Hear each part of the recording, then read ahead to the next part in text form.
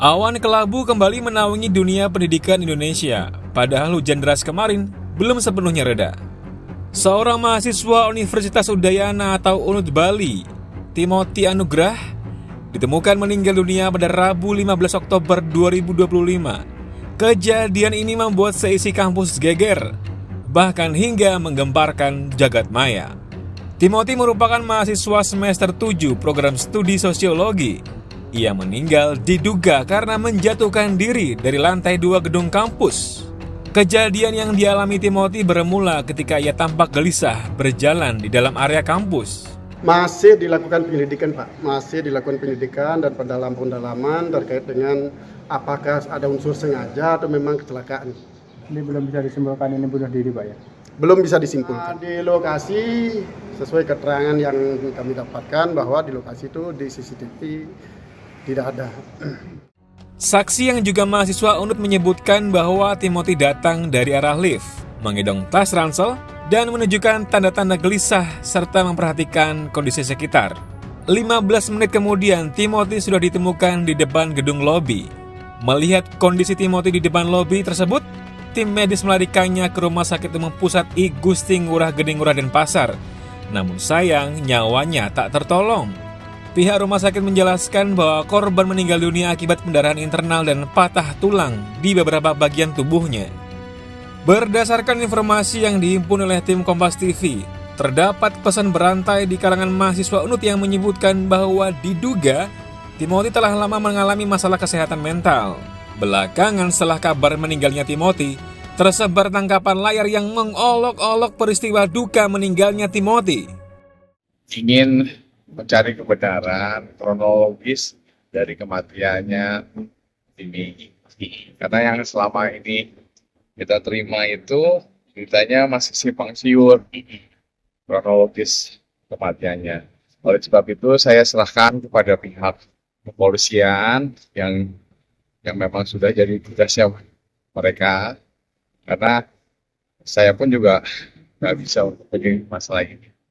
Dan dari pihak kampus pun saya rasa juga kelihatannya juga masih belum memberikan jawaban yang baik dan benar lah.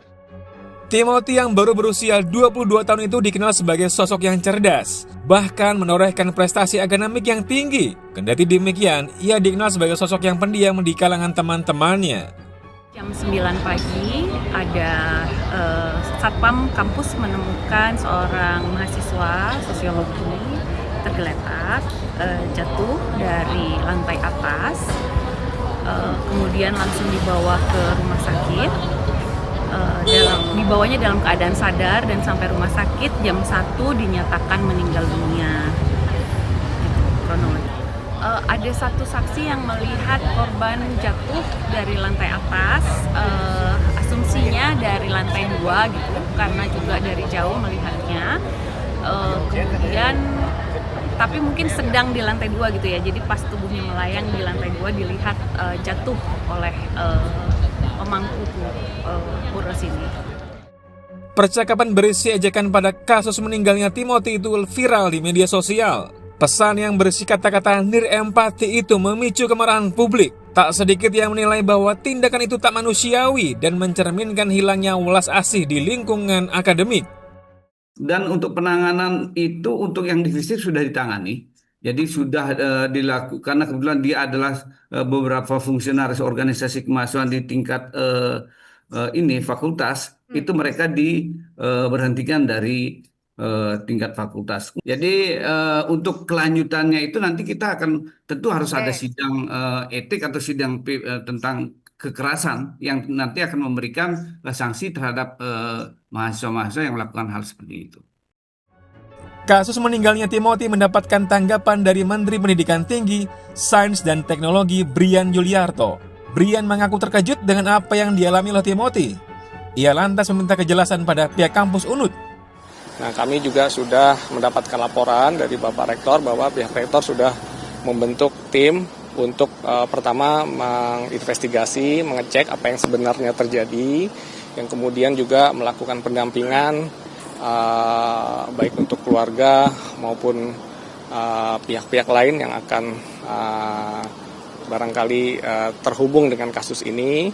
Kampus itu adalah ruang yang aman, harus aman dari tindakan kekerasan maupun pembulian. Diketahui pihak kampus UNUD juga telah membentuk tim investigasi untuk mengungkap kasus ini. Brian juga menyampaikan rasa bela sungkawa pada pihak keluarga. Brian mendesak pihak kampus terus menjalin hubungan dengan memberikan pendampingan kepada keluarga Timothy.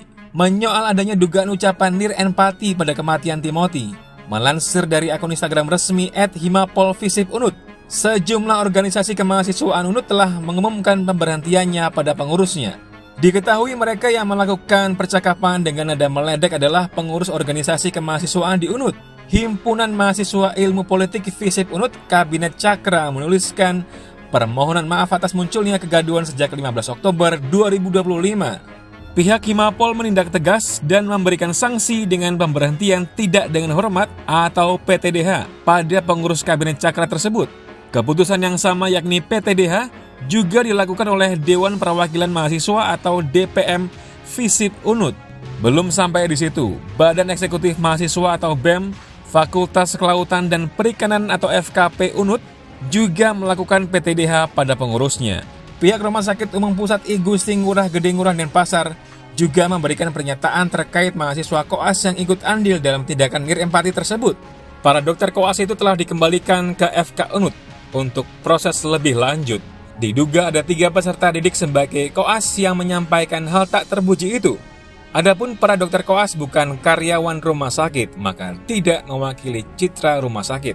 Seluruh mahasiswa tersebut telah mendapatkan tindakan berupa sanksi dan telah meminta maaf. Juga menyampaikan rasa penyesalan sebesar-besarnya.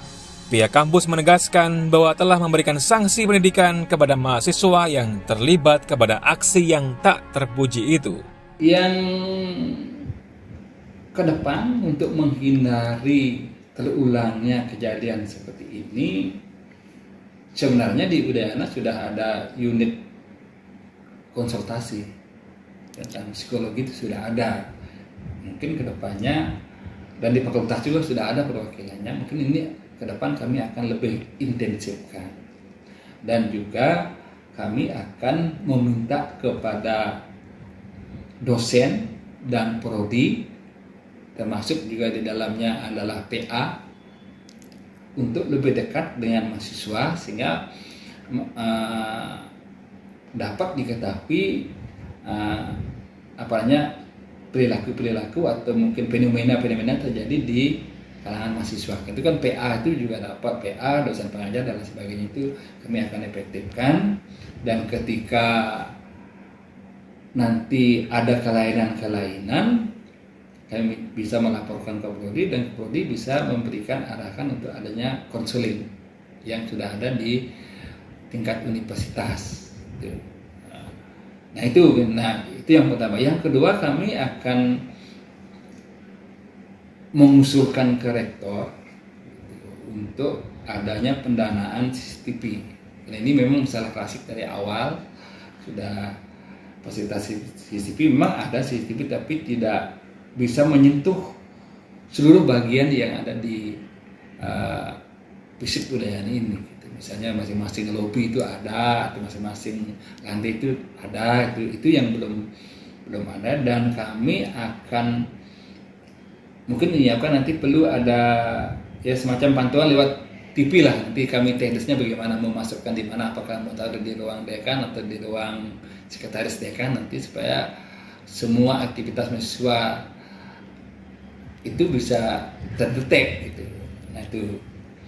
Dan yang ketiga, kami akan menyiapkan di masing-masing prodi itu semacam ya klinik lah, klinik untuk memberikan nasihat-nasihat ketika ada mahasiswa yang bermasalah, apakah itu masalah di kampus maupun masalah di luar kampus, artinya di rumah gitu. Nah itu kami akan coba nanti bangkitkan di prodi ya sebagai salah satu bentuk pengajaran, dan juga kalau saya pribadi kalau mengajar, saya selalu memberikan nasihat seperti itu, mengingatkan, bukan hanya melulu kepada materi perkuliahan, tidak. Jadi di awal paling kami akan berikan ya semacam nasihat kepada mahasiswa. Gitu. Jadi dan saya sering juga mengatakan bahwa saya di sini adalah sebagai orang tua kedua Anda di luar rumah. Kalau untuk jatuh terpleset tidak ya, karena kan di sana itu tempat duduk, kemudian ada pagar balkon ya begitu tuh. Jadi lebih memungkinkan itu korban itu naik kemudian jatuh seperti itu.